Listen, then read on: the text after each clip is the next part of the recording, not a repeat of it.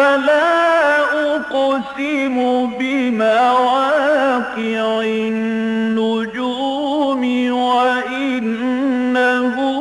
لقسم لو تعلمون عظيم إنه لقرآن كريم في كتاب مكنون لا يمسه إلا المطهرون تنزيل من رب العالمين.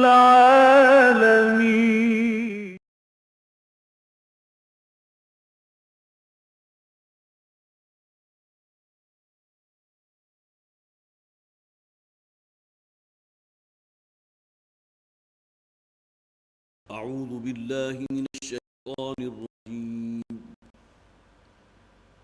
بسم الله الرحمن الرحيم. أتى أمر الله فلا تستعجلوه سبحانه وتعالى عما يشركون.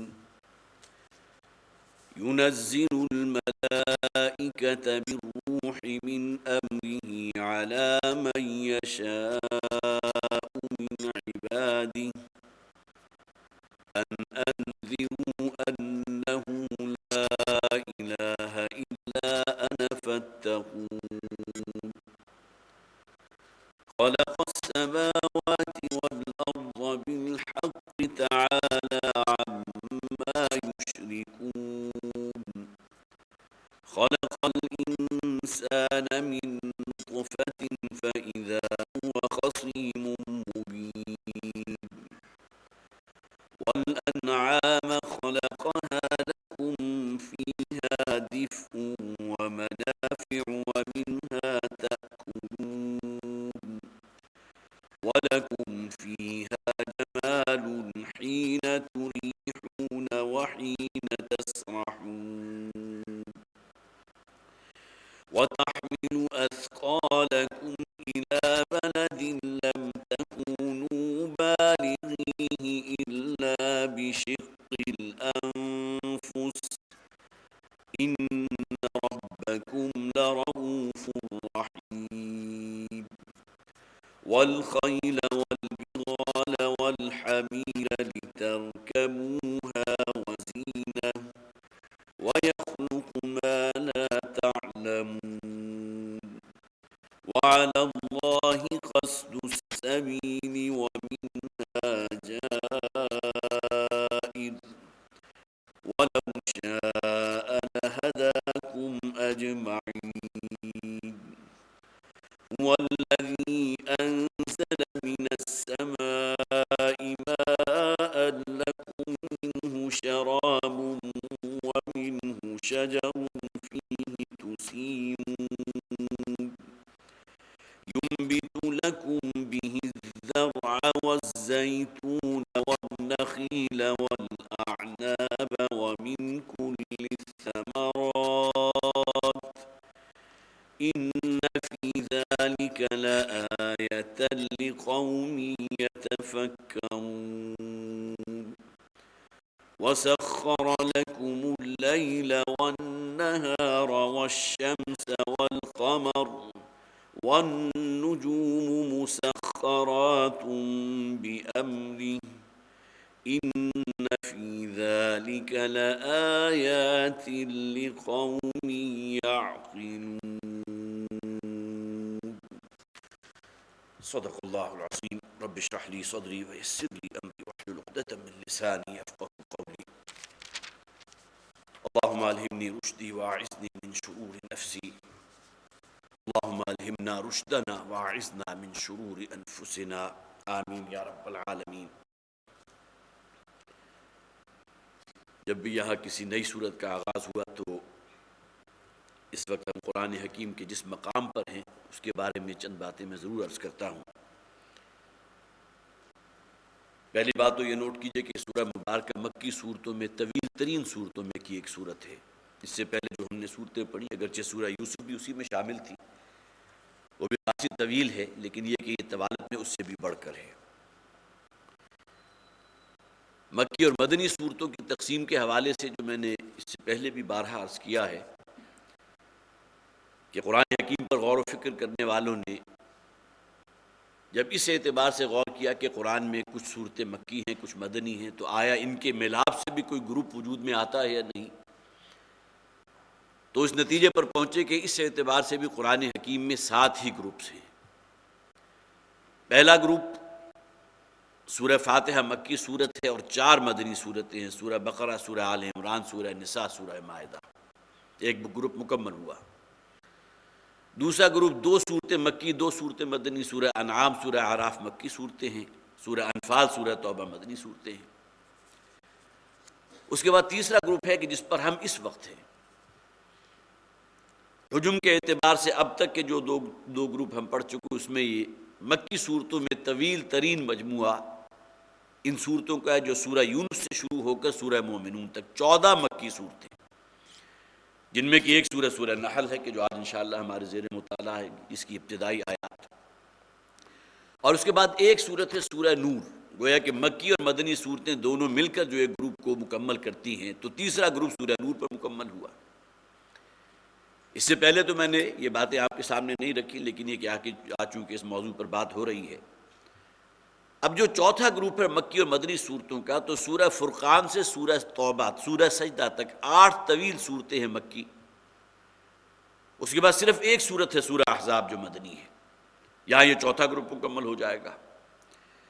پانچواں گروپ سورہ سبا سے لے کر سورہ احقاف تک، یہ 13 مکی صورتیں ہیں، اور اس کے بعد 3 مدنی صورتیں ہیں، سورہ محمد، سورہ فتح اور سورہ حجرات، مکی اور مدنی صورتیں، گروپ مکمل ہو گیا، پانچواں گروپ۔ چھٹا گروپ وہ ہے کہ جو سورہ قاف سے سورہ رحمان تک، یہ 6 صورتیں ہیں جو مکی صورتیں ہیں، اور تعداد صورت کے اعتبار سے مدنی صورتوں کا سب سے بڑا گلدستہ سورہ حدید سے سورہ تحریم تک، اور یہ بہت ہی جامع مدنی صورتیں ہیں، جن میں سے اکثر و بیشتر وہ ہیں جو والد محترم رحمۃ اللہ علیہ نے اپنے اس منتخب نصاب میں شامل کیے رکھی، کہ جو ہمارے ہاں ہمیشہ جہاں بھی سلسلہ درس کا آغاز ہوا تو اولین فوکس جو ہے منتخب نصاب کو کیا جاتا ہے، سورہ حدید سے سورہ تحریم تک۔ اور 7واں گروپ جسے آپ حزب مفصل کہیں گے، وہ سورہ ملک سے شروع ہوا اور آخر قرآن سورہ ناس تک ہے، اور یہاں نوٹ کیجئے یہ پورا کا پورا حزب جو ہے تمام مکی صورتوں پر مشتمل ہے، سوائے 2 صورتوں کے، سورہ بینہ اور سورہ نصر۔ اذا جاء نصر اللہ والفتح ورأیت الناس يدخلون فی دین اللہ افواجا، آخری صورتوں میں سے ایک صورت، یہ صرف ایک مدنی صورت ہے۔ سورہ بینہ کے بارے میں بھی اختلاف ہے کہ آیا وہ مکی ہے یا مدنی ہے، لیکن یہ کہ معلوم ہوا کہ یہ آخری گروپ جو ہے جسے حزب مفصل کہیں گے، سورہ ملک سے لے کے سورہ ناس تک، اس میں صرف ایک صورت ہے جو متفق علیہ مدنی صورت ہے، سورۃ النصر، اذا جاء نصر اللہ والفتح۔ تو یہ 7 گروپ جو ہیں ان صورتوں کو اس طرح مکمل ہو جاتے ہیں، جس میں مکی اور مدنی صورتیں مل کر ایک بہترین جوڑا، مکی اور مدنی صورتیں مل کر ہی جوڑا بنیں گی نا، تو بہت ہی خوبصورت جوڑے ہیں قرآن حکیم میں۔ اب آئیے اس سورہ مبارکہ کی طرف، یہ سورہ نحل، اس کا نام النحل ہے۔ نحل کسے کہتے ہیں؟ شہد کی مکھی کو۔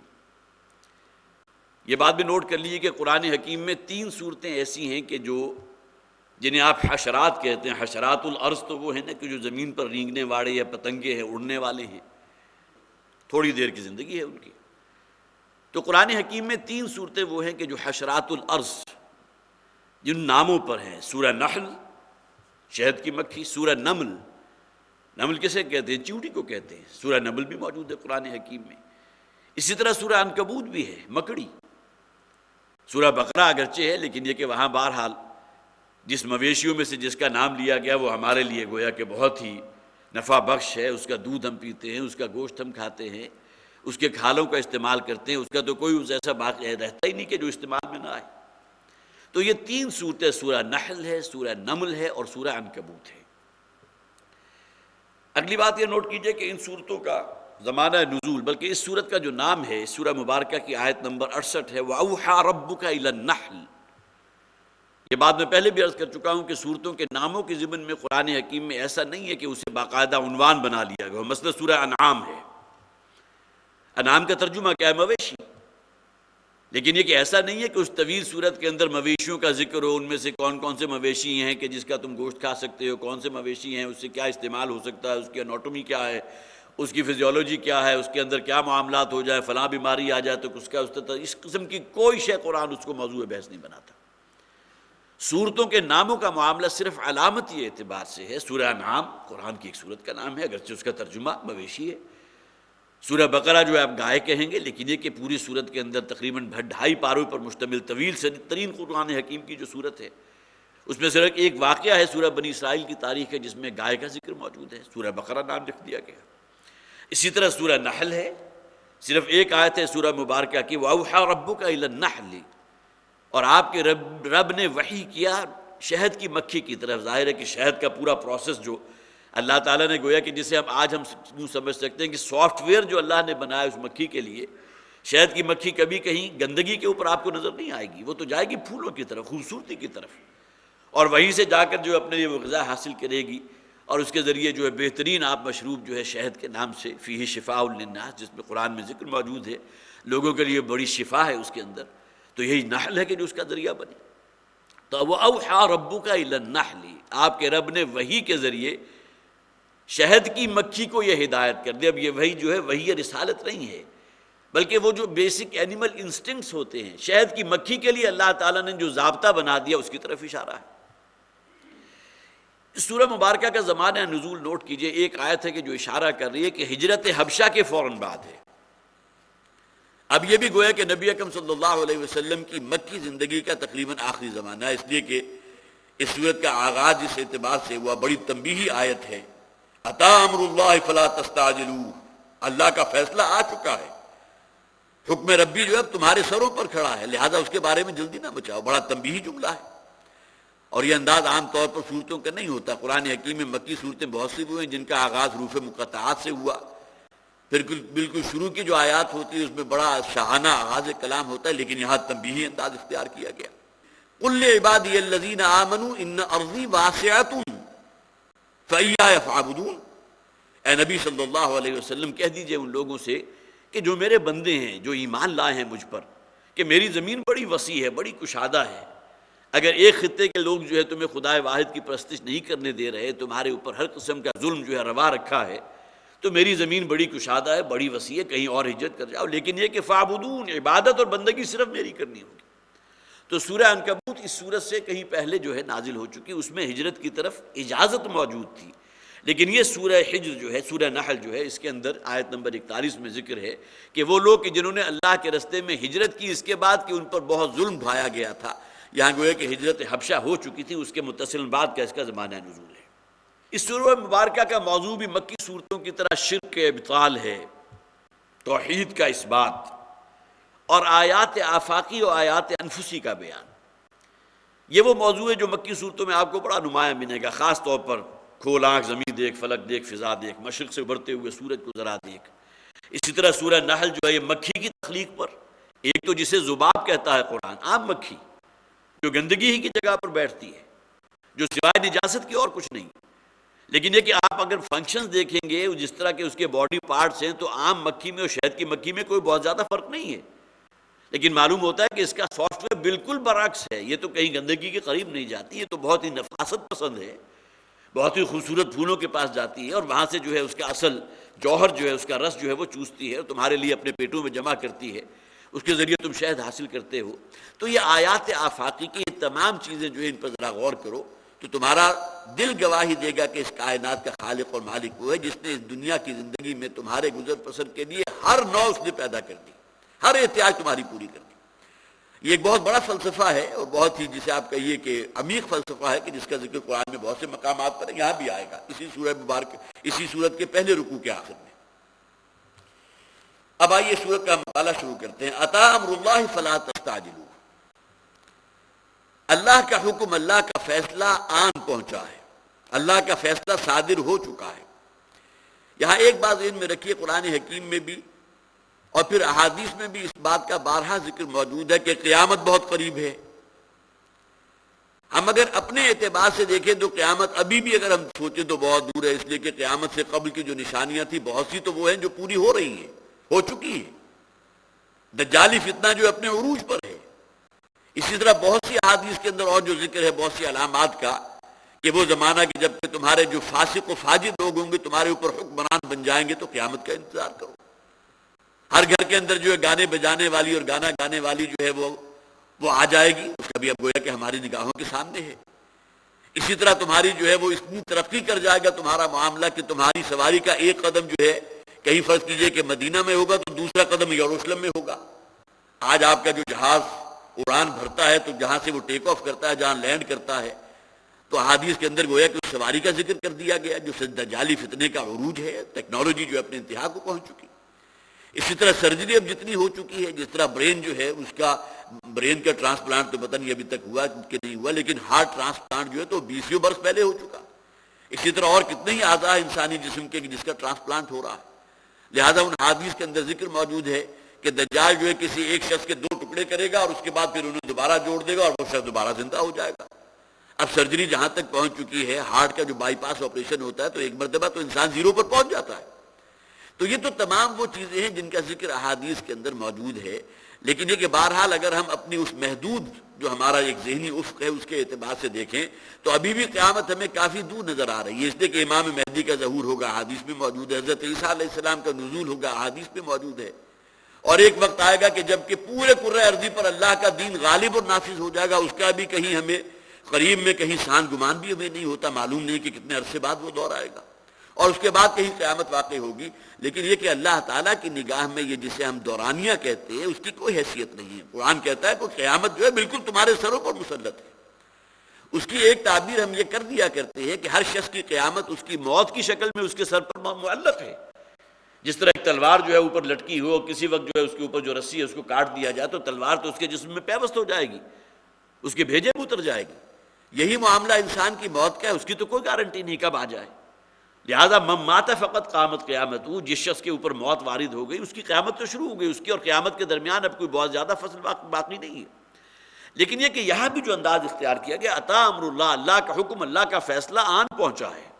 وہ تو گویا کہ تمہارے سروں کے اوپر معلق ہے اللہ تعالیٰ کا فیصلہ۔ وہ قیامت بھی مراد ہو سکتی ہے، عذاب بھی ہو سکتا ہے، لیکن یہ کہ یہاں بعض مفسرین نے، مولانا اصلاحی رحمۃ اللہ علیہ نے بھی اور بعض اور مفسرین نے بھی یہاں مراد لیا ہے، اللہ کے فیصلے سے مراد ہے ہجرت کا حکم،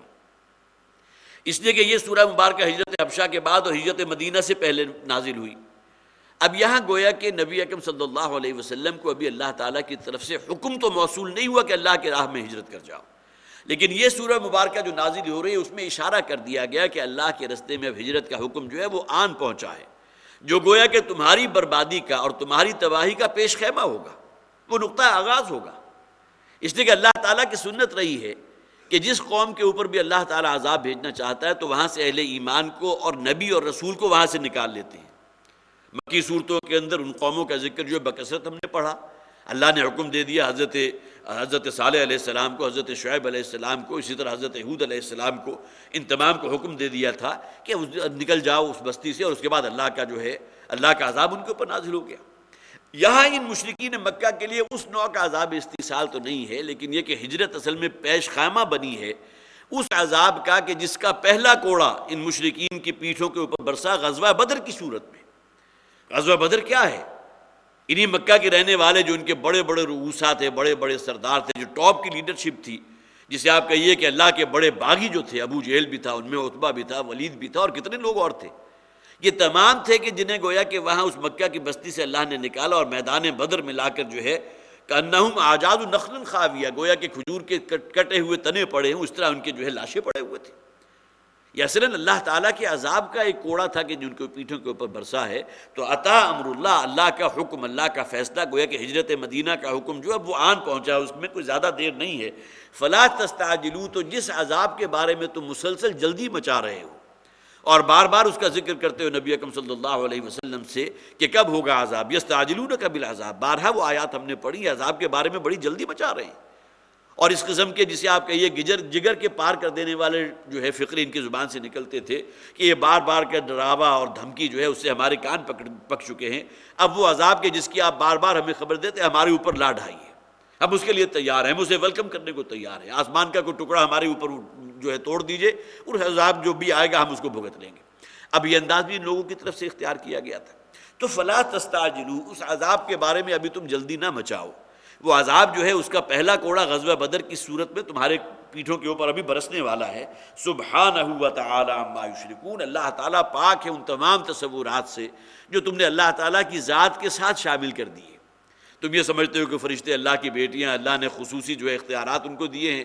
لہذا فرشتوں کو پوجو، اللہ کی بندگی کی ضرورت نہیں ہے، اور تمہارے لیے کوئی شریعت کے احکام نہیں ہے، کوئی اوامر و نواہی نہیں ہے، لہذا یہ بالکل بلائنڈ فیتھ ان کا جو ہے وہ فرشتوں کے معاملے میں تھا. سبحانہ، وہ ان تمام تصورات سے پاک ہے کہ اس کا کوئی بیٹا ہو یا بیٹی ہو. وتعالی عما یشرکون، اور بہت بلند و برتر ہے ان تمام تصورات سے، ان تمام مشرکانہ عقائد سے جو یہ لوگ رکھتے ہیں. ينزل الملائکۃ بالروح من امرہ علی من یشاء من عبادہ، وہ نازل فرماتا ہے فرشتوں کو بالروح، روح کے ساتھ. اب یہاں نوٹ کیجئے، ملائکہ کا لفظ جو ہے یہاں اگرچہ جمع کا صیغہ ہے، ملک کہتے ہیں فرشتے کو، ملائکہ اس کی جمع ہے، فرشتے ایک فرشتہ، بہت سے فرشتے. لیکن یہ کہ حضرت عبداللہ ابن عباس رضی اللہ تعالیٰ عنہ کی روایت یہ ہے کہ قرآن حکیم میں جہاں وحی کا ذکر آ رہا ہے تو ملائکہ اصل میں کسی ایسے فرشتے کے ایک شاہانہ جس کا بہت اونچا مقام ہے. حضرت جبرائیل علیہ السلام جو ہے تمام فرشتوں کے سردار ہیں، لہذا جس طرح عام طور پر بادشاہ کو بھی اگر کوئی مخاطب کرے تو جمع کے صیغے میں مخاطب کیا جاتا ہے. یہ واحد کے صیغے میں مخاطب کرنا گویا کہ ایک اعتبار سے توہین ہوتی ہے. یہی معاملہ جو ہے ملائکہ اگرچہ یہاں جمع کے صیغے میں فرشتے آیا، لیکن مراد حضرت جبرائیل علیہ السلام ہے جو تمام فرشتوں کے گویا کہ سردار ہیں. ينزل الملائکۃ بالروح من امرہ. اب یہاں روح کا لفظ نوٹ کیجئے، ابھی آگے آ جائے گی سورہ بنی اسرائیل، اس کے اندر ان سوالات کا ذکر کیا گیا جو یہودیوں نے مشرکین مکہ کو سکھائے تھے. ان میں سے ایک سوال یہ بھی تھا، یسألونک عن الروح، اے نبی صلی اللہ علیہ وسلم یہ آپ سے روح کے بارے میں سوال کریں کہ روح کی حقیقت کیا ہے، روح کی ماہیت کیا ہے. اب مختلف قسم کی ڈائمنشنز ہو سکتی ہیں، روح کی شکل و صورت کیا ہوگی، روح کا جسم کیا ہوگا، اس کا وزن کیا ہوگا. ہمارے ہاں آج کل کے دور کے اندر کوئی بڑی کوشش کی گئی ہے کہ انسان کے جسم سے جب اس کی جان نکلتی ہے تو آیا اس کے وزن کے اندر کوئی جو ہے کوئی کمی واقع ہوتی ہے یا نہیں ہوتی. تو بہت ہی نازک قسم کے الیکٹرانک قسم کے جو ہے ویئنگ سکیل جو ہے وہ ایجاد کی گئی، اور ایک ایسا شخص کے جس کی زندگی کا بالکل آخری لمحات تھے، ابھی جان اس کے اندر موجود تھی، اس کو اسکیل کے اوپر رکھا گیا، اور اس کے بعد پھر جب جان نکل گئی تو پھر اس کا ڈفرنس معلوم کرنے کی کوشش کی گئی تو فریکشن آف ملی گرامز میں آیا وزن. تو انہوں نے اندازہ لگایا کہ جو جان اس میں سے نکلی ہے تو وہ تو 1 ملی گرام بھی اس کا وزن نہیں ہے، بلکہ ملی گرام کا بھی کوئی 100واں حصہ ہے. روح کا وزن کرنے کی کوشش بھی کی گئی. لہٰذا اس دور میں جب کہ یہ سوال کیا تھا انہوں نے روح کے بارے میں، یسألونک عن الروح، اے نبی یہ آپ سے سوال کر رہے ہیں روح کے بارے میں، قل الروح من امر ربی، آپ ان سے کہہ دیجئے کہ روح تو اصل میں میرے رب کا امر ہے، میرے رب کا حکم ہے. تو روح اصل میں وہاں ان لوگوں نے جو مراد لیا تھا وہ انسان کی جان کے اعتبار سے، حالانکہ یہ اپنی جگہ بہت بڑی حقیقت ہے کہ جان بالکل الگ شے ہے، روح الگ شے ہے. جان تو ایک چھوٹے سے جرثومے میں بھی ہوتی ہے، یونی سیلولر اگر بیکٹیریا ہے تو وہ بھی جاندار ہے. جاندار تو ہر وہ شے ہے کہ جو اپنی پوزیشن بدل لے،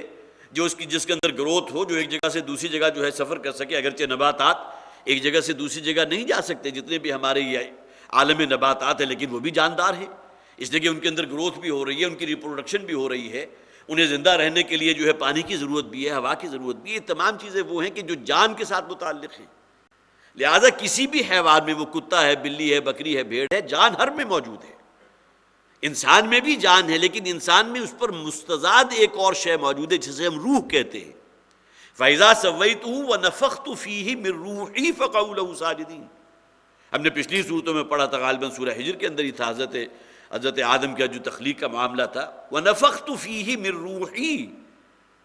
وہ آدم کا وہ پتلا جو ہے جس کے اندر جان موجود تھی پہلے سے تھا، لیکن اللہ تعالیٰ نے پھر اس کے اندر اپنی روح میں سے پھونکا. فَقَعُوا لَهُ سَاجِدِينَ، اور اس کے بعد سجدوں جو ہے تمام فرشتوں کو حکم دے دیا گیا کہ ان کے سامنے سجدے میں آ جائیں.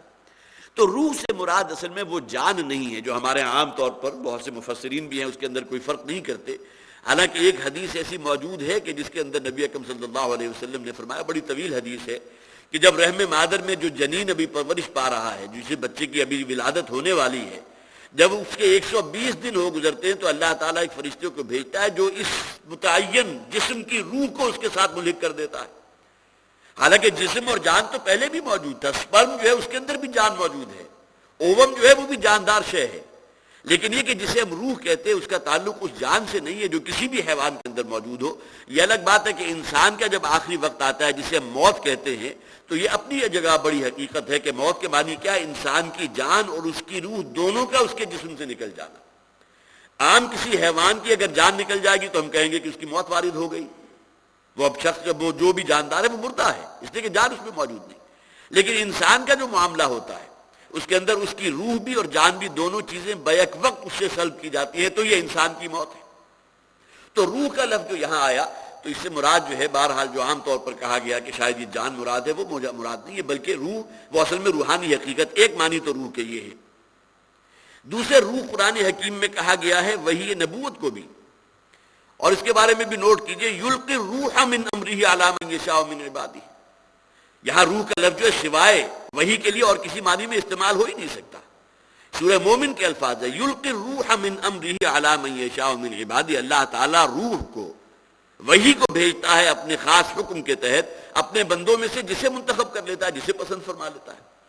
جس شخص کے بارے میں بھی اللہ کی حکمت میں ہے کہ اسے نبوت اور رسالت سے سرفراز کیے جانا ہے تو اس کے لیے اللہ تعالیٰ جو ہے الفاظ کے یلقی الروح من امرہ، اللہ تعالیٰ روح بھیجتا ہے، القاء فرماتا ہے. یہاں مراد روح سے کیا ہے؟ وہی نبوت ہے. وَكَذَلِكَ أَوْحَيْنَا إِلَيْكَ رُوحًا مِّنْ أَمْرِنَا، سورہ شورى کی آیت ہے کہ ہم نے آپ تک پہنچا دی ہے وہ شے کہ جو وحی نبوت ہے خاص اپنے حکم کے تحت. تو دوسرے معنی جس میں روح کا لفظ استعمال ہوتا ہے وہ اصل میں گویا کہ اس میں وحی نبوت مراد ہے. اور تیسری شے ہے وحی جس کے اندر جو ہے فرشتے مراد لیے جا سکتے ہیں. روح فرشتوں کے لیے بھی آیا. سورہ مریم کی آیت ہے فَأَرْسَلْنَا إِلَيْهَا رُوحَنَا فَتَمَثَّلَ لَهَا بَشَرًا سَوِيًّا. حضرت مریم سلام علیہا جو کنواری تھی اللہ تعالیٰ کے خصوصی حکم کے تحت وہ حاملہ ہوئی، اور وہاں ذکر موجود ہے کہ ہم نے اپنے ایک فرشتے کو بھیجا. فَأَرْسَلْنَا إِلَيْهَا رُوحَنَا. یہاں روح سے مراد جو ہے فرشتہ ہے، فرشتے کے علاوہ اور کوئی شے مراد نہیں نکل سکتے. اس لیے کہ سورہ مریم ہی کی میں موجود ہے کہ وہ فرشتہ ایک مکمل مرد انسانی شکل کے اندر ان کے سامنے آیا تھا. فَأَرْسَلْنَا إِلَيْهَا رُوحَنَا فَتَمَثَّلَ لَهَا بَشَرًا سَوِيًّا. اور اس کے بعد جو ہو گیا بالکل ایک مکمل جس طرح مرد اور انسان ہوتا ہے. تو یہ روح کا لفظ قرآن حکیم میں جان کے لیے بھی آیا، لیکن جان سے مراد وہ اصل انسان میں جو روح موجود ہے، حیوانات والی جان نہیں. اسی طرح روح کا لفظ جو ہے وحی نبوت کے لیے بھی آیا، اور اسی طرح روح کا لفظ جو ہے فرشتوں کے لیے بھی آیا. يُنَزِّلُ الْمَلَائِكَةُ بِالرُّوحِ مِنْ أَمْرِهِ عَلَى مَنْ يَشَاءُ. اللہ تعالیٰ نازل فرماتا ہے فرشتوں کو بالروح، اپنی وحی کے ساتھ وحی دے کر، من امرہ اپنے حکم سے، علی من یشاء من عبادہ اپنے بندوں میں سے جس پر وہ چاہتا ہے. اب نبی اکرم صلی اللہ علیہ وسلم نے جب دعویٰ کیا تھا کہ میرے پاس اللہ کی طرف سے ایک فرشتہ آیا ہے اور مجھے جو ہے رسالت سے نوازا گیا ہے، تو جن لوگوں نے اعتراض کیا تھا ان میں سے کچھ لوگ ایسے بھی تھے کہ یہ مکہ کے رہنے والے، اور قرآن میں تو ذکر موجود ہے کہ یہ دو ایک جو ٹوین سٹیز تھے مکہ اور طائف، اگرچہ ان کے درمیان جو ہے تقریباً میرے خیال ہے 50 60 70 کلومیٹر کا فصل ہے، لیکن ان کے درمیان میں بڑی چھوٹی چھوٹی بستیاں تھیں. طائف جو تھا وہ بھی بڑا مہذب تھا، بڑا جو ہے خوبصورت شہر شمار ہوتا تھا. آج بھی طائف جو ہے غالباً پورے عرب کے اندر جو ہے سعودی عرب کے اندر بہترین مقام کہیں اگر آپ تفریح کے لیے جائیں تو طائف ہی جگہ ہے. یہ ٹوین سٹیز کہلاتے تھے، مکہ بھی اور طائف بھی. تو ان کا اعتراض آیا کہ یہ جو ہمارے ٹوین سٹیز ہیں مکہ اور طائف، ان میں سے کوئی شخص اللہ تعالیٰ کو نظر نہیں آیا تھا. بڑے بڑے سردار ہیں، بڑے بڑے صاحب نصب لوگ موجود ہیں، بڑی حیثیت والے لوگ موجود تھے جن کا جو ہے پورے علاقے کے اندر ایک دھاک تھی، بڑی ان کی وجاہت تھی. تو یہ تمام کے تمام کیا مر گئے تھے لوگ؟ یہ اعتراض ان کا موجود ہے. ایک حدیث کے اندر الفاظ موجود ہیں اس میں کہا گیا کہ یہ تمام جتنے بھی رؤوسا تھے ہمارے مکہ کے رہنے والے اور طائف کے رہنے والے، کیا یہ تمام لوگ مر گئے تھے؟ ان میں سے کوئی شخص اللہ تعالیٰ کو وحی نبوت کے لیے وحی رسالت کے لیے موضوع نظر نہیں آیا. جو اللہ نے ایک در یتیم کو کہ جس کی اس دنیا میں آنے سے پہلے ہی والد کا انتقال ہو چکا تھا، اس زمانے کا بھی جاہلی معاشرہ تھا، اس کے اندر یہ شے بھی جو ایک بہت بڑا عیب شمار ہوتی تھی کہ کوئی شخص اس دنیا میں آیا تو یتیم کی حیثیت سے آیا. اور پھر یہ کہ بالکل آغاز اوائل عمری ہی میں والدہ کا بھی انتقال ہو گیا. تو یتیم ہونے کے اعتبار سے والد اور والدہ ان دونوں کا جو ہے چرکا جو ہے نبی اکرم صلی اللہ علیہ وسلم کو لگا تھا. اور یہ بات بھی نوٹ کیجئے، میں سیرت کا ایک کتاب کا مطالعہ کر رہا تھا کہ عام طور پر ہوتا تھا کہ مکہ کے ارد گرد کافی فاصلے پر جو بستیاں آباد تھیں تو وہاں سے غریب عورتیں آیا کرتی تھی کہ مکہ کا چونکہ بڑا شہر تھا تو یہاں کہیں کسی کی ولادت ہو تو اس بچے کو اپنے ساتھ لے جائیں اور جا کر وہاں دیہات کی فضا کے اندر اس کی جو ہے پرورش بھی ہو، پھر دودھ بھی پلائیں. جس طرح آپ نے حلیمہ سعدیہ رضی اللہ تعالی عنہا، یا جو بھی آپ ان کے لیے الفاظ استعمال کیجئے، اس لیے کہ حضور کی جو ہے آغاز وحی سے پہلے غالباً ان کا انتقال ہو چکا تھا، لیکن یہ کہ وہ بہرحال آئی تھی، اور انہوں نے پورے مکے میں جو بھی ایسے لوگ تھے کہ جن سے کچھ ملنے کی امید تھی، جو روپے پیسے والے لوگ تھے، جن کے ساتھ پاس جو مال و دولت دنیا جو ہے کچھ موجود تھی، تو وہ تمام بچے جب ختم ہو گئے اور ارد گرد سے جو بھی دایائیں آئی تھیں جب ان کو لے گئیں، تو آخر میں یہ دایا حلیمہ جو ہے ان کو کوئی اور نظر نہیں آیا سوائے حضرت محمد کے صلی اللہ علیہ وسلم، اور تھک ہار کر ان کو بعض لوگوں نے تانے بھی دیے کہ ایک ایسا بچہ کہ جس کی جو ہے کوئی حیثیت اس اعتبار سے نہیں ہے، نہ اس کا والد زندہ ہے، اور پھر یہ کہ اس کو تم لے کر جاؤ گی، تمہیں کیا محافظہ ملے گا؟ جبکہ جو بھی اہل ثروت والے گھرانے تھے ان تمام کے بچے جو ہیں وہ جو بھی دایائیں آئی تھیں وہ اپنے ساتھ لے گئے بڑے خوشی خوشی، اور واپس جاتے ہوئے وہ حلیمہ سعدیہ جو ہے ان کو تانے دینے لگی کہ تمہیں ملا بھی تو ایک در یتیم ملا۔ تو اس حوالے سے وہ اعتراض کیا کرتے تھے کہ ہمارے یہ دو بڑے مہذب شہر تھے، مکہ بھی اور طائف بھی، اور یہاں بڑے صاحب حیثیت لوگ موجود تھے، اللہ تعالیٰ کو اگر کسی کو نبوت اور رسالت سے سرفراز فرمانا ہی تھا تو کیا وہ تمام مر کھپ گئے تھے کہ جو محمد رسول اللہ صلی اللہ علیہ وسلم کو اس کام کے لیے منتخب کیا؟ معاذ اللہ، یہ الفاظ تھے کہ جو ان کے موجود ہیں، لہذا اس کی یہاں نفی کی گئی، ينزل الملائکۃ بالروح من امرہ علی من یشاء من عبادہ، اللہ کا اپنا فیصلہ ہے، اللہ کی اپنی حکمت ہے کہ اپنے بندوں میں سے جسے چاہتا ہے وہ نبوت اور رسالت کے لیے منتخب فرما لیتا ہے۔ ان انذروا انہ لا الہ الا انا فاتقون، اب یہ وہ بات ہے کہ جو تمام نبیوں کی دعوت رہی ہے، جو بنیاد رہی ہے، یا قوم اعبدوا اللہ ما لکم من الہ غیرہ، یہ خبردار کرنا اپنی قوم کو کہ جس بت پرستی کے اندر تم مبتلا ہو، جس قسم کی خرافات کے اندر تم ملوث ہو، جس قسم کے گناہ تمہارے ہاں عام ہو چکے ہیں، کم تولنا بھی ہے، غارت گری بھی ہے، ڈاکہ زنی بھی ہے، سیکشول قسم کے بہت سے گناہ جو ہیں، قوم لوط جس گناہ کے اندر جس بے حیائی کے اندر مرتکب ہوئی تھی، جس میں ملوث تھی، یہ تمام چیزیں، ان تمام چیزوں سے خبردار کرنا، روکنا، ان انذروا کہ انہیں خبردار کریں، انہ لا الہ الا انا فاتقون، کہ کوئی معبود نہیں ہے سوائے میرے، یہ اصل میں وہ ہے انائے کبیر۔ علامہ اقبال کا وہ ڈاکٹر صاحب جب بھی ذکر کیا کرتے تھے، انسان کے اندر ایک انائے صغیر ہے، ہماری بھی خودی ہے، لیکن یہ بہت چھوٹی سی خودی ہے، ایک انائے کبیر ہے اللہ کی جس کی کوئی ریشو پروپورشن ہے ہی نہیں۔ اننی انا اللہ لا الہ الا انا، اس میں گویا کہ اس اعتبار سے غالباً سورہ طٰہٰ کی یہ آیت ہے کہ میں ہوں کہ جو اللہ ہوں، میرے سوا کوئی معبود الا انا، بالکل وہی انداز ہے، انہ لا الہ الا انا فاتقون، کوئی معبود نہیں ہے سوائے میرے، لہذا میرا ہی تقوی اختیار کرو، مجھ ہی سے ڈرو، میری پکڑ کا اندیشہ رکھو۔ خلق السماوات والارض بالحق تعالی عما یشرکون، اس نے پیدا کیا اس زمین و آسمان کو حق کے ساتھ، یہ مضمون بارہا بیان ہو چکا۔ اللہ تعالیٰ نے اس کائنات کی کوئی شے بھی عبث اور بیکار پیدا نہیں کی۔ جو لوگ بھی غور و فکر کرتے ہیں، ان فی خلق السماوات والارض واختلاف اللیل والنہار، جو بھی زمین و آسمان کی تخلیق، رات اور دن کے الٹ پھیر پر خبر اس پر جو ہے غور و فکر کرتے ہیں، کس نتیجے پر پہنچتے ہیں؟ ربنا ما خلقت ھذا باطلا، اے پروردگار تو نے کوئی شے بھی عبث اور بیکار پیدا نہیں کی۔ جب اس کائنات کی کوئی شے بھی بیکار نہیں ہے، بہت سی چیزیں ممکن ہے کہ ایسی ہوں اور اب بھی ہیں موجود کہ جن سے ہمارے نزدیک ہم سمجھتے ہیں کہ ان کا کوئی فائدہ نہیں، یہ تو معلوم ہوتا ہے کہ بیکار ہیں، بلکہ بہت سی اذیت والی ہیں، لیکن ہے ممکن ہے کہ اللہ تعالیٰ نے ان کے اندر بھی ایسی چیزیں رکھ دی ہوں جو تمہارے لیے فائدہ مند ہیں۔ مکھی بظاہر جو ہے سوائے نجاست پر جلانے کی اور کوئی کام نہیں ہے، لیکن ہماری شاید سائنس وہاں تک نہیں پہنچی، جس کے بارے میں ایک حدیث بھی موجود ہے، بہت سے حضرات کے ذہن میں شاید وہ بات آ بھی گئی ہو، جس میں حضور نے فرمایا کہ اگر پینے کے برتن میں جہاں پانی یا دودھ موجود ہے اگر مکھی گر جائے تو یہ نہیں کہ مکھی کو فوراً نکال دو اور دودھ کو پھینک دو، بلکہ الفاظ حدیث کے یہ ہیں، اب اس کی حکمت ظاہر ہے کہ ابھی تک ہمارے اوپر یہ چیزیں وہ جو ایکسفولیٹ نہیں ہو سکی، حضور نے فرمایا کہ اس مکھی کو جو ہے اس میں پوری طرح ایک دفعہ جو ہے ڈبو کر پھر نکال کر پھینکو، اور وہ حدیث کے الفاظ ہیں یا اس سے مفہوم جو لیا گیا وہ یہ ہے کہ اس کے ایک پر کے اندر اللہ تعالیٰ نے اگر بیماری رکھی ہے تو دوسرے پر میں شفا بھی رکھی ہے۔ اب مکھی کا وہ عنصر تو ہمارے سامنے ہے کہ وہ گندگی کا یا نجاست کا ایک ذریعہ بنتی ہے اور بیماریاں پھیلانے کا ذریعہ بنتی ہے، لیکن اس کے اندر کوئی حکمت ایسی اس کی تخلیق میں، آنے والا زمانہ شاید ہماری جو ہے نگاہوں کو کھول دے، اس حوالے سے بھی کھول دے، تو اس قسم کی بہت سی چیزیں ایسے ہو سکتی ہیں، لیکن وہ جو الفاظ ہے ربنا ما خلقت ھذا باطلا، اس کائنات میں اگر ایک تنکا بھی تو نے پیدا کیا ہے تو وہ بھی عبث اور بیکار نہیں ہے۔ تو اسی سے گویا کہ پھر منطقی طور پر اس نتیجے تک انسان پہنچتا ہے کہ انسان جو اللہ تعالیٰ کی سلسلہ تخلیق کے کلائمیکس پر ہے، ذروہ سنام پر ہے، کیسے ممکن ہے کہ اس کی زندگی کا کوئی مقصد نہ ہو، وہ عبث اور بیکار ہو؟ تو یہ گویا کہ دلیل وہاں تک پہنچ جاتی ہے. خلق السماوات والارض بالحق، ہم نے زمین و آسمان کو حق کے ساتھ پیدا کیا، با مقصد تخلیق ہے، اس میں کوئی شے فضول نہیں ہے، کوئی شے بیکار اور عبث نہیں ہے. لہذا نتیجہ کیا نکلا کہ انسان کی زندگی کا بھی ایک مقصد ہے، انسان کو بھی ایک خاص مشن دے کر اس دنیا میں بھیجا گیا ہے کہ اسے اپنے رب کی اللہ کی بندگی اختیار کرنی ہے. تعالی عما یشرکون، وہ بہت بلند و برتر ہے، بہت اونچا ہے ان تمام تصورات سے، ان تمام مشرکانہ عقائد سے کہ جو ان لوگوں نے گھڑے ہوئے ہیں. خلق الانسان من نطفۃ فاذا هو خصیم مبین، پیدا کیا اللہ تعالیٰ نے انسان کو نطفے سے، فاذا هو خصیم مبین.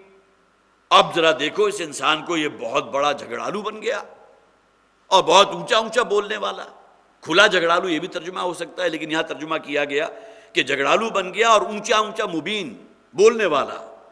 مبین گویا کہ بیان سے بھی ہے، جسے قوت بیان عطا کی گئی ہے،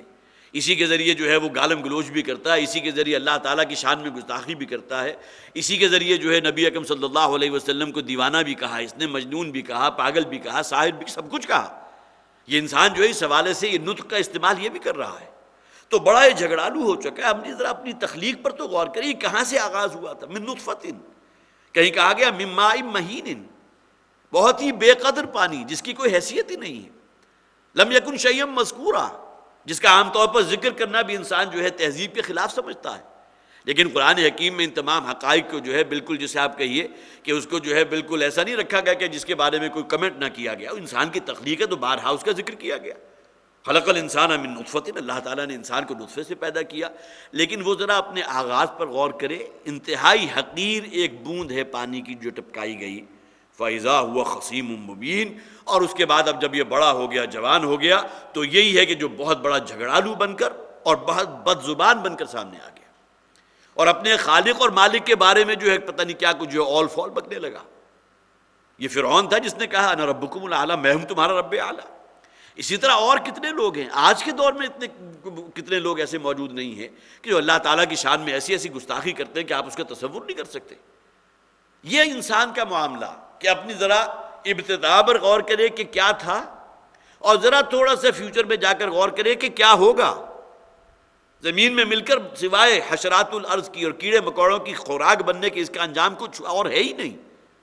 آغاز اور انتہا جس ہستی کا یہ ہے، لیکن درمیان میں جو اللہ تعالیٰ نے اسے کچھ خود اختیاری کا ایک پیریڈ دے دیا ہے، جو دورانیہ مل گیا اللہ تعالیٰ کی طرف سے، اس کے اندر فَإِذَا هُوَ خَصِيمٌ مُبِينٌ. اب یہ بڑا جو ہے جھگڑالو بن گیا، بڑا جو ہے گویا کہ اللہ کی شان میں اول فول بکنے والا بن گیا. یہ رسالت محمدی صلی اللہ علیہ وسلم کی شان میں جو ہے کس قسم کی گستاخی نہیں کر رہا. خود نبی اکرم صلی اللہ علیہ وسلم کو کس قسم کی ہذیان نہیں بک رہا. کاہن کہہ رہا ہے، مجنون کہہ رہا ہے، شاعر کہہ رہا ہے، پاگل کہہ رہا ہے، جھوٹا کہہ رہا ہے. یہ تمام چیزیں انسان کی طرف منسوب کی گئیں. ذرا غور کرے اپنے آغاز کی طرف کہ اس کا نقطہ آغاز تھا کیا. والانعام، یہاں اس بات کو ختم کر دیا گیا، گویا کہ ان لوگوں کو آئینہ دکھا دیا گیا. اب یہ مکی صورت ہے، اور جیسا کہ میں نے عرض کیا ہجرت حبشہ کے بعد اس کا زمانہ نزول ہے، اور مسلمانوں کے لیے عرصہ حیات جو ہے وہ تنگ بھی کیا جا چکا ہے. اور یہ تمام چیزیں کہ جو اپنی زبان کے ذریعے وہ بدزبانی کر رہا تھا، جو اول فول بک رہا تھا، جو حضور کی زبان میں، پھر یہ کہ دست درازی تک بھی نوبت پہنچ چکی تھی. ان تمام چیزوں کو پس منظر میں رکھیے، اور اس میں اللہ تعالیٰ نے یہ کمنٹ کر دیا خلق الانسان من نطفۃ فاذا هو خصیم مبین. انسان کو ہم نے انتہائی ناقدر ایک پانی کی بوند سے پیدا کیا، اور اب اسے دیکھو کہ کس قدر باغی اور سرکش بن گیا اپنے خالق کا، اپنے مالک کا. والانعام خلقها، اور اسی طرح یہ جو تمہارے مویشی ہیں، تمہارے ڈھور ڈنگر ہیں، یہ چوپائے انعام کا لفظ جو مویشیوں کے لیے آیا، جیسا کہ میں نے بالکل آغاز میں کہا تھا سورہ انعام موجود ہے، لیکن اس سورت کا نام سورہ انعام تو ہے، لیکن اس میں جو ہے کوئی مورفولوجی یا اناٹمی یا فزیولوجی یا ان کی جو ہے یہ تمام چیزوں کا ذکر جو ہے مویشیوں کا نہیں کیا گیا، بلکہ یہ کہ اللہ تعالیٰ کی ان تمام بڑی بڑی نشانیوں میں سے ایک ہے کہ بھینس تمہارے لیے بنا دی ہے، یہ گائے تمہارے لیے بنا دی، بکری ہے، بھیڑ ہے. پھر یہ کہ اور کتنے ایسے کہ جن کی طاقت تم سے کئی سو گنا زیادہ ہے. اونٹ کے اندر کتنی طاقت ہے. اسی طرح خچر کا ذکر آ جائے گا، گھوڑے کا ذکر آئے گا، جنہیں تم اپنی مار برداری کے لیے استعمال کرتے ہو. وہ اگرچہ چیزیں وہ ہیں کہ جن کا ذکر آگے الگ آیت میں موجود ہے، لیکن انعام اصل میں ان چوپایوں کو کہتے ہیں جو انسان کی منفعت کے لیے، اور اس میں خاص طور پر جن جوڑوں کا جن کا ذکر قرآن نے کیا، من الابل اثنین و من المعاذ اثنین، بھیڑ اور بکری. بھیڑ کے اندر بھی نر اور مادہ، بکری میں بھی نر اور مادہ. یہ گویا کہ وہ ہیں جنہیں قرآن کہتا ہے کہ زمین کے ساتھ چلنے والی، اگرچہ چوپائے تو ہیں لیکن زیادہ بلند نہیں ہیں. اس کے علاوہ دو وہ ہیں کہ جو بہت زیادہ بلند ہیں. اونٹ کی بلندی اگر پورا ایڈلٹ اونٹ ہو اور آپ اس کے قریب کھڑے ہوں تو پتہ ہوگا کہ چلے گا آپ کو اس کی کتنی بلندی ہے. اسی طرح گھوڑے بھی ہیں، اسی طرح اور چیزیں بھی ہیں. پھر یہ کہ بقرہ ہے، گائے ہے، یہ تمام چیزیں ہیں جو زمین سے بلند ہیں. لیکن انعام کا لفظ جہاں قرآن استعمال کرتا ہے وہ بھیڑ بکری کے لیے اور اونٹ کے لیے. بھیڑ بکری تو وہ ہے کہ جس کے ساتھ جو ہے گویا کہ انسان کی وہ ضرورتیں بھی ہیں جس میں پینا مشروب جو ہے بہترین دودھ اس سے حاصل ہوتا ہے. اگرچہ اونٹ کا دودھ جس زمانے میں بھیڑ بکریاں زیادہ نہیں ہوا کرتی تھیں تو اونٹنی کا دودھ جو ہے وہ استعمال کیا جاتا تھا. یہ تو وہ چیزیں جو انعام سے کے ذکر سے ہیں. والانعام خلقہا، اور اللہ تعالیٰ نے چوپائے اور مویشی جو بنائے ہیں، خلقہا لکم تمہارے لیے بنائے، فیہا دفء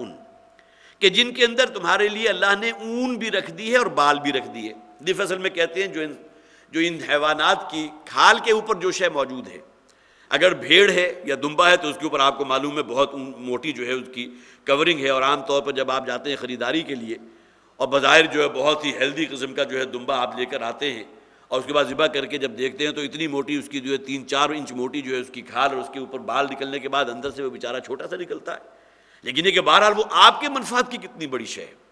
جس کے ذریعے آپ جو ہے اپنے لیے کمبل بنا رہے ہیں، اسی اون کے ذریعے آپ اپنا لباس بنا رہے ہیں. فیہا دفء ان کے جس میں تمہارے لیے گویا کہ اوڑھنے کا سامان ہے، پہننے کا سامان ہے. وہ بال اور وہ اون کے جو تم استعمال کر رہے ہو، وہ منافع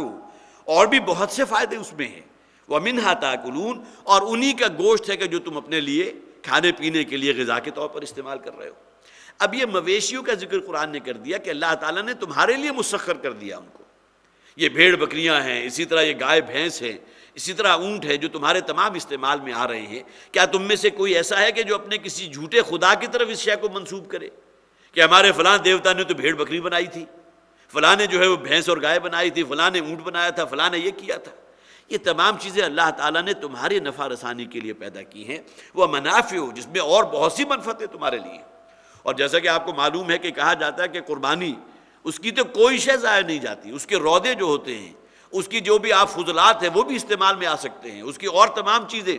عام طور پر قصائی جب بھی اس کو ذبح کرتے ہیں تو آپ نے دیکھا ہوگا کہ اپنے لیے سنبھال کے وہ چربی بھی رکھ لیتے ہیں، اس کی آنتڑیاں بھی رکھ لیتے ہیں. ان تمام چیزیں فروخت ہوتی ہیں، اور فروخت ہونے کے معنی کیا ہے کہ اس کے بعد پھر ری یوز ہوتی ہے، ریسائیکل ہوتی ہے، کسی نہ کسی استعمال میں آتی ہے. تو یہ تمام منافع کے جو تم بعد میں حاصل کر رہے ہو وہ بھی انہی مویشیوں کے ساتھ وابستہ ہیں. وَمِنْهَا تَأْكُلُونَ، اور ان میں سے وہ بھی ہے کہ جن کا گوشت تم کھا رہے ہو. وَلَكُمْ فِيهَا جَمَالٌ حِينَ تُرِيحُونَ وَحِينَ تَصْبَحُونَ وَحِينَ تَسْرَحُونَ، اور تمہارے لیے اس میں بہت ہی جمال ہے. ایک جمال کہتے ہیں خوبصورتی کو، ظاہری، اگرچہ زینت کا لفظ جو ہے وہ بھی قرآن حکیم نے استعمال کیا کہ آگے آ جائے گا جہاں خیل، بغال اور حمیر کا ذکر ہے اس میں زینت کا ذکر ہے. لیکن جمال اعتبار سے بڑی خوبصورتی ہے کہ جس شخص کا غلہ جتنا بڑا ہے، سینکڑوں بھیڑیں ہیں اس میں، فرض کیجئے کہ اس میں 20 اونٹ موجود ہے اس کی ملکیت کے اندر، اس کے غلے کے اندر، تو جو اسے پوری برادری کے اندر اور پوری بستی کے اندر جو ایک معاملہ ہوتا تھا اس کے افتخار کا، اس کے لیے گویا کہ خوبصورتی کا باعث تھا، جس کا ذکر آگے آ بھی رہا ہے کہ جس میں ذکر کیا گیا حین تریحون وحین تسرحون. اراح یروح آتا ہے شام کے وقت جو بھی اس کا غلہ ہے، بھیڑ بکریاں ہوں یا مویشی ہوں، ان کا واپس لوٹ کر آنا، پلٹ کر آنا. اور عام طور پر یہ وہ وقت ہوتا ہے کہ جب کہ تمام آبادی کے لوگ جو اس کو دیکھ رہے ہیں، مشاہدہ کر رہے ہیں. صبح صبح جیسے ہی سورج طلوع ہوا تو اس وقت تو نکل گئے، لہذا یہاں مقدم کیا گیا تریحون، خاص طور پر اس کا جمال اور اس کی زینت اس وقت کے اعتبار سے کہ جب کہ تمہارا وہ جو ہے بالکل لدا پھدا جو ہے پورا کا پورا ریوڑ واپس آ رہا ہے چراگاہ سے ہو کر، یا یہ کہ اللہ تعالیٰ نے ان کے لیے خودرو قسم کی جتنی بھی جھاڑ جکات بنا دی ہیں، جو بھی نباتات کی نوع کی ہیں، جو بھی پودے ہیں، ان سے خوب اچھی طرح سیر ہو کر جو ہے واپس پلٹ رہا ہے. تو تمہارے لیے بڑی عزت کا باعث ہے، تمہارے لیے بڑی گویا کہ تفاخر کی بات بنتی ہے. جس شخص کا غلہ جتنا بڑا ہوگا اتنا ہی اس کا معاملہ جو ہے فخر کا، اگرچہ یہ معاملات جاہلی نوعیت کے ہیں لیکن انسانوں کے اندر چونکہ یہ شے موجود ہے کہ فخر کا اور سٹیٹس کا سمبل جو ہے کیا ہے، آج کل مال و دولت ہے. اس زمانے میں یہ مال مویشی ہوا کرتے تھے، ڈھور ڈنگر ہوا کرتے تھے. اسی طرح کسی شخص کے اگر کئی بیٹے ہیں، 8-9 بیٹے ہیں اس کے، وہ بھی اس کے لیے بڑا جو ہے باعث فخر ہوتا تھا، باعث زینت ہوتا تھا کہ فلاں شخص جو ہے وہ 8 بیٹوں کا باپ ہے، 9 بیٹوں کا باپ ہے. تو یہ چیز جو ہے وَلَكُمْ فِيهَا جَمَالٌ حِينَ تُرِيحُونَ، اور اس میں تمہارے لیے بڑی زینت بھی ہے، بہت ہی تمہارے لیے گویا کہ خوبصورتی ہے اس کے اندر، تمہارے لیے راحت کا باعث ہے. حِينَ تُرِيحُونَ، جب کہ تم شام کو انہیں واپس لے کر آتے ہو. اور پوری بستی کے لوگ مشاہدہ کر رہے ہوتے ہیں کہ فلاں شخص کا، فلاں شیخ قبیلہ کا ریوڑ یہ چلا آ رہا ہے، فلاں کا ریوڑ یوں چلا آ رہا ہے، اور اس میں اس کی ضخامت جو ہے، اس کا حجم ہے، وہ تمہارے لیے گویا کہ اس سٹیٹس کا سمبل بنتا ہے۔ وَحِينَ تَسْرَحُونَ، اور وہ وقت کہ جب کہ تم صبح ان کو چرانے کے لیے لے کر جاتے ہو۔ تو گویا کہ اس زمانے کے لوگوں کے نزدیک ہو کر بات کی گئی کہ وہ تمام چیزیں اللہ نے پیدا کی ہیں، تمہارے تصرف میں تو دے دی اللہ نے، لیکن اس کے معنی یہ نہیں ہے کہ تم ہی ان کے خالق ہو، تم ہی ان کے مالک ہو، ایسے چاہو۔ اب اس کا ذکر جو ہے ہم پڑھ چکے، ان میں سے بعض جو ہیں بدبخت ایسے بھی ہوتے تھے کہ جو ان میں سے کچھ کو جو ہے فلاں دیوی کے نام پر چھوڑ دیا، فلاں کے نام پر اس کو ذبح کر دیا، حالانکہ دی ہوئی شے اللہ کی ہے، لیکن اللہ کے ساتھ انہوں نے جن کو اور شریک ٹھہرایا ان کے نام پر ذبح کر رہے ہیں، ان کے نام پر چھوڑ رہے ہیں۔ فلاں کا دودھ کوئی استعمال نہیں کر سکتا، وہ تو فلاں دیوتا کے لیے نظر ہے، اس کے جو ہے چرنوں میں ڈالا جائے گا اور وہاں سے لوگوں میں تقسیم ہوگا۔ یہ تمام فرسودہ قسم کے، جسے آپ کہیے کہ حلت و حرمت کے احکامات انہوں نے اپنے ہاتھ میں لے لیے، حالانکہ یہ تمام چیزیں اللہ تعالیٰ نے پیدا کی ہیں۔ وَلَكُمْ فِيهَا جَمَالٌ حِينَ تُرِيحُونَ وَحِينَ تَسْرَحُونَ، اور تمہارے لیے بڑی زینت اور بہت خوبصورتی کا معاملہ ہے جب کہ تم صبح ان کو جو ہے چرانے کے لیے لے جاتے اور شام کو واپس لاتے ہو۔ وَتَحْمِلُوا أَثْقَالَكُمْ إِلَى بَلَدٍ لَمْ تَكُونُوا بَالِغِيهِ، اور ان میں سے وہ بھی ہیں کہ جو تمہارے بڑے وزنی بوجھ اٹھاتے ہیں، الا بلدن، ان علاقوں تک، ان شہروں تک، ان مقامات تک، لم تکونوا بالغیہ الا بشق الانفس، کہ تم نہیں پہنچنے والے وہاں تک سوائے یہ کہ اپنی جان کو جوکھوں میں ڈال کر۔ کہیں کوئی پہاڑی علاقہ ہے، آپ کو وزن والا سامان اوپر پہنچانا ہے، اب ظاہر ہے اگر وہاں گھوڑے نہ ہوں گے یا گدھے نہیں ہوں گے یا یہ کہ خچر نہیں ہوں گے، ان تینوں کا ذکر آ جائے گا، تو اس کے حوالے سے انسان جو ہے بالکل بے دست و پا ہے، اپنے کاندھے پر وہ کتنا وزن لے کر اوپر تک جا سکتا ہے۔ تو یہ بھی اللہ تعالیٰ کی ان نشانیوں میں سے بہت بڑی نشانی ہے کہ اللہ تعالیٰ نے حیوانات میں سے ایک طبقہ ان حیوانات کا بھی پیدا فرما دیا۔ ان حیوانات کا ذکر تو ہو گیا، والانعام خلقہا، جن کے اندر بھیڑ بکری بھی آ گئی، اس کے اندر جو ہے آپ کے جو ہے گائے بھینس بھی آ گئی، پھر اونٹ بھی آ گیا۔ اگرچہ اونٹ کا معاملہ دو طرفہ ہے کہ یہ بار برداری کے لیے بھی استعمال ہوتا ہے، اور گھوڑے سے بھی اور خچر سے بھی کئی گنا زیادہ وزنی جو ہے یہ بوجھ کو لے کر آگے تک جا سکتا ہے، منتقل ہو سکتا ہے، صحرا کا سفر کر سکتا ہے، اسے صحرا کا جہاز بھی کہا گیا۔ بہت سی ایسی کوالٹیز ہیں اللہ تعالیٰ نے جو صرف اونٹ کو عطا کی ہیں، اور نہ وہ گھوڑے کے پاس ہے نہ خچر کے پاس ہے۔ لیکن اونٹ کا معاملہ یہ ہے کہ اس کا معاملہ انعام میں بھی ہے، یہ دو طرفہ، اور ساتھ ہی تمہاری سواری کے لیے بھی، اور تمہارا جو ہے اسقال، تمہارے جو وزنی بوجھ ہے ان کو جو ہے مال برداری کے لیے بھی استعمال ہوتا ہے۔ لیکن یہاں بھی ایک تفسیر میں دیکھ رہا تھا کہ ایک اعتبار سے ایک اور فرق واضح کیا گیا کہ جہاں تک معاملہ کسی گھوڑے کا ہے یا کسی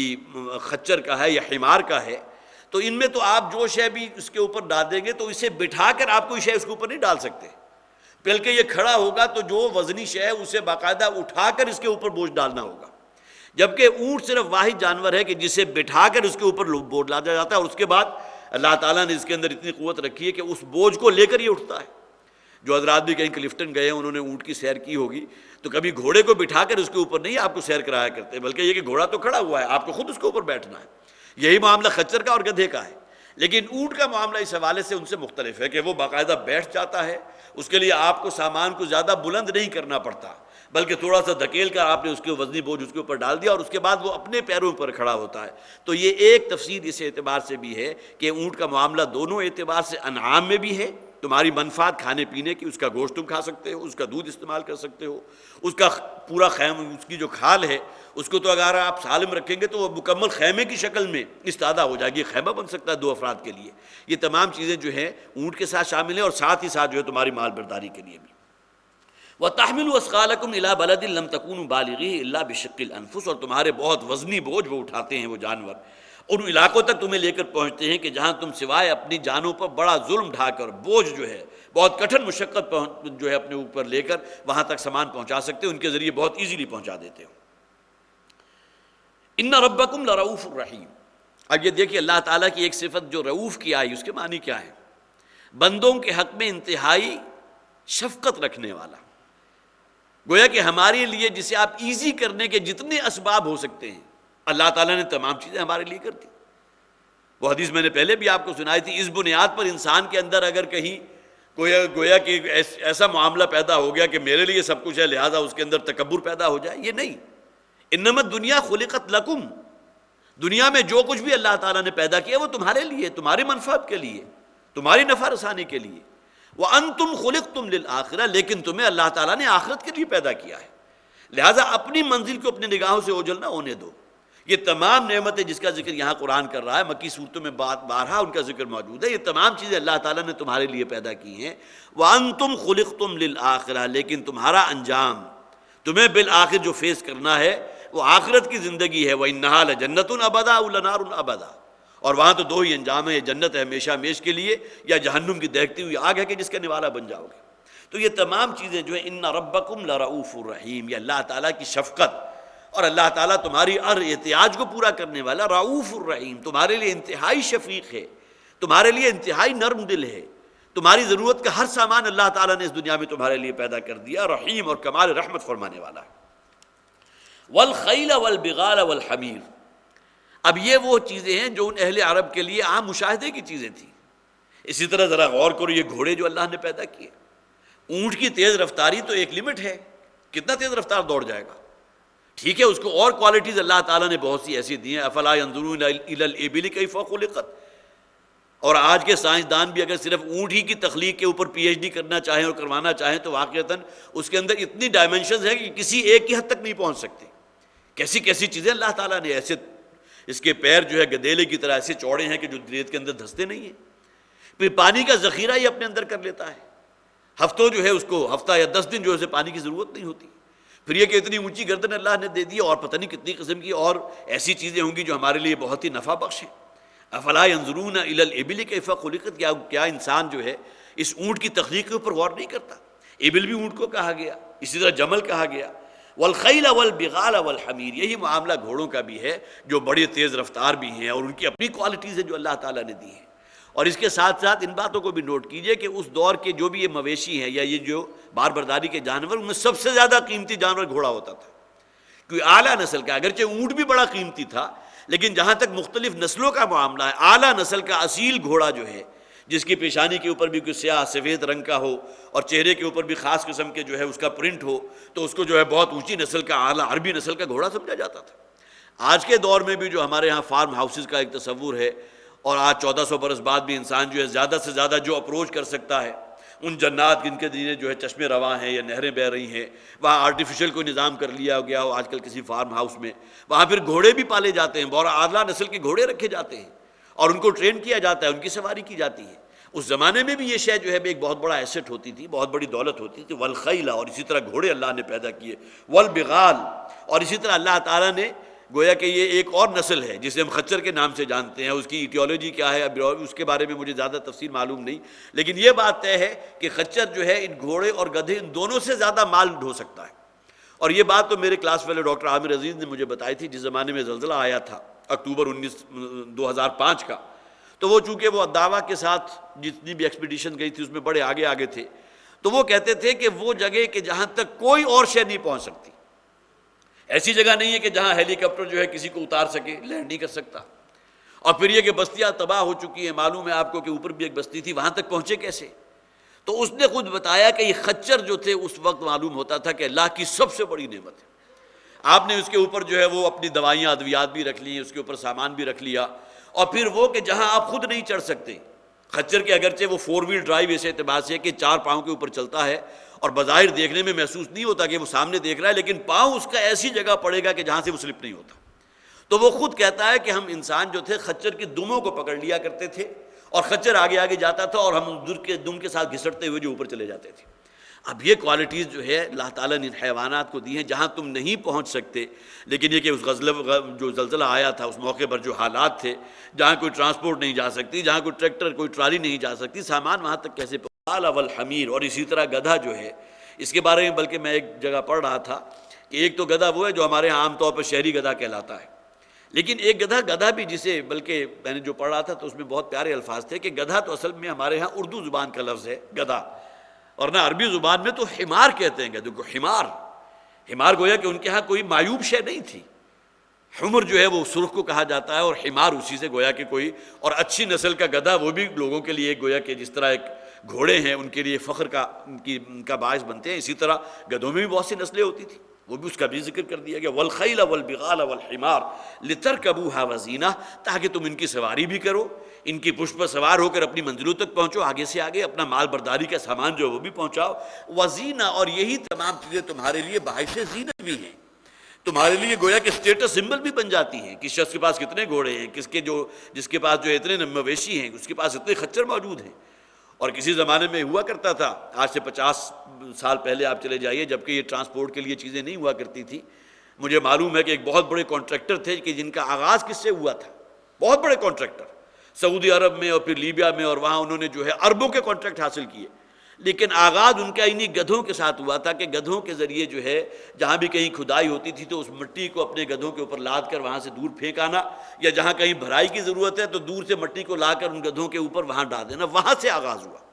اور اس کے بعد جو ہے وہ ترقی کی منزلیں طے کرتے کرتے وہ وہاں تک پہنچے کہ اربوں کے ٹھیکے جو ہے وہ سعودی عرب میں بھی اور لیبیا میں بھی اور امارات میں انہوں نے لیے۔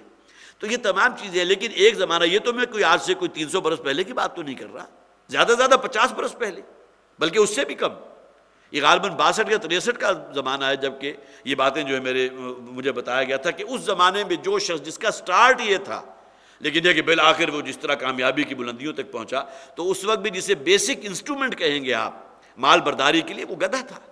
تو یہ تمام چیزیں تمہارے لیے باعث زینت بھی ہیں، تمہارے کاروبار کا ذریعہ بھی ہیں، اور اسی کے ذریعے تم جو ہے گویا کہ ترقی کے منازل طے کرتے ہوئے اور آگے سے آگے کہیں کہ کہیں پہنچ جاتے ہو۔ وَيَخْلُقُ مَا لَا تَعْلَمُونَ، اور اسی اللہ نے تمہارے لیے وہ چیزیں بھی پیدا کی ہیں جو ابھی تمہارے علم میں نہیں۔ قرآن تو آج سے تقریباً 1400 برس پہلے نازل ہوا نا، اس وقت کے لوگوں کو تو معلوم نہیں تھا کہ کئی زمانہ آئے گا کہ جو 2 پہیوں پر چلنے والا بھی ایک انسٹرومنٹ ایجاد ہو جائے گا، خواہ وہ سائیکل ہو یا موٹر سائیکل ہو، پھر گاڑیاں آ جائیں گی انتہائی تیز رفتار، پھر ریل گاڑیاں آ جائیں گی لوگوں کو ایک جگہ سے دوسری جگہ پہنچانے کے لیے، بڑی بڑی جو ہیں ریل گاڑیاں، ہزاروں افراد کہیں سے کہیں پہنچ رہے ہیں۔ پھر اس وقت کوئی تصور نہیں تھا کہ تمہاری مال برداری کے لیے کارگو جو ہے بڑے بڑے جہاز آ جائیں گے جو ہزاروں من یا ہزاروں ٹن جو ہے اپنے اوپر لاد کر کہیں ایک بر اعظم سے دوسرے بر اعظم تک پہنچا دیں گے۔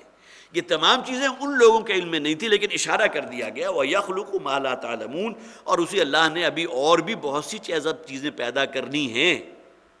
کہ جو ابھی تمہارے علم میں نہیں ہے۔ ابھی تمہارا ذہن جو اس زمانے میں کوئی ہوائی جہاز کی بات کی جاتی تو کیا بات کرتے، ریل گاڑی کی یا موٹر گاڑی کی بات کرتی تو کیا بات کرتے، مَا لَا تَعْلَمُونَ، جو ابھی تمہارے علم میں نہیں۔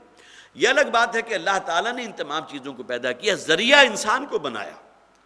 انسان کو وہ عقل دی ہے، انسان کو وہ فہم دیا ہے، انسان کو وہ سوجھ بوجھ دی ہے، سائنس کے اوپر اس کو دسترس اتنی دے دی کہ وہ ان تمام چیزوں سے ہوتا ہوا بالآخر سپر سونک جیٹس تک پہنچ گیا، اور اب اس کی رسائی جو ہے کہیں مریخ تک بھی جو ہے خواب دیکھ رہا ہے، چاند تک رسائی حاصل کرنے کی کوشش کر رہا ہے۔ لیکن آج سے 1400 برس پہلے یہ کہہ کر بات ختم کر دی گئی وَيَخْلُقُ مَا لَا تَعْلَمُونَ، اور وہی اللہ ہے کہ جو ایسی چیزیں بھی اس نے پیدا کی ہیں اور پیدا کرے گا جو ابھی تمہارے علم میں نہیں ہے، جس کو تم ابھی نہیں سمجھ سکتے۔ اللہ تعالیٰ ان آیات قرآنیہ کو خاص طور پر جو آیات آفاقی ہیں، اگرچہ اس میں ڈائریکٹ ٹارگٹ تو کیا گیا ان لوگوں کو جو خدا کے وجود کے منکر ہیں، لیکن ہم کہ جو اللہ کے وجود کو جانتے اور مانتے تو ہیں، تسلیم تو کرتے ہیں، لیکن ہمارا اپنا جو ایک نفس ہے، اس کے اندر جو شیطنت ہے، وہ ہمیں اللہ تعالیٰ کے تابع فرمان نہیں ہونے دے رہی۔ اللہ کی اپنی عبادت کے اندر اس کا خوگر ہونے کا جو ہے ہمارے اندر وہ مادہ موجود نہیں ہے۔ تو اللہ کرے کہ یہ آیات ہمارے لیے اس اعتبار سے بھی رہنمائی بنے کہ جہاں اس کائنات کے اس نازک نظام کو اگر آپ دیکھیں، اس کا چلانے والا انسان کو اس نے پیدا کیا، وَلَقَدْ كَرَّمْنَا بَنِي آدم،